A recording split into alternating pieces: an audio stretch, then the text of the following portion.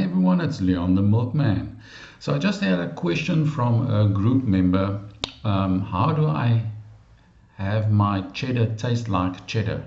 So there's a few things if we look at commercial cheddar that has changed from the traditional cheddar. For one thing, I think we're using a mix of mesophile, thermophile. You can correct me if I'm wrong. Where in the old days it was predominantly mesophilic cultures. Mesophilic cultures, of course, have more enzymes, proteolytic, lipolytic, and they give flavor in a shorter period of time and more flavor. And they form compounds that the thermophilics can't. And if you really focus too heavily on thermophilics, heat-loving bacteria, then you can actually get a yogurty taste that you don't want.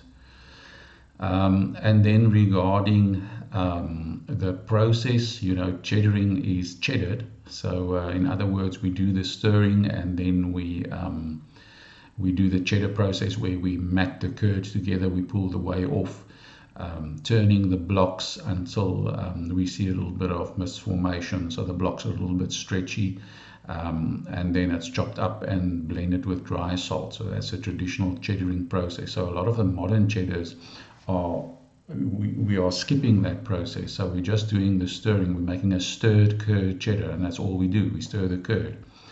And then another thing, traditional cheddar, of course, cloth bound, and for the reason it was a very acid cheese, was pH was just above that of feta, so the cheese actually didn't want to stick together, or the curds wanted to fall apart, so we had to bandage them together, and that's cloth bound. So with cloth, the cloth is covered with lard, but still a certain amount of respiration can take place.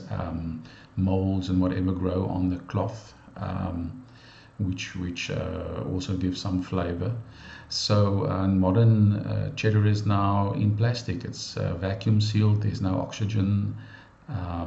It's a more sterile process, and it helps us to give a more brand worthy, repeatable product, which is not so easy always with cloth bound, because depending on the humidity and the temperature and other factors, and the air quality and so on, you could have different issues. Where if a cheese is in plastic, you don't have to worry about humidity because all the moisture is sealed in. There's no breathing happening, and a lot of manufacturers take advantage of this, and they make a cheese with too high moisture. So that's, a lot of times you buy these cheddars and you open them and they're great for the first 3 days, and then suddenly they start molding because there's just too much moisture in that cheese. They're selling you water, for that matter.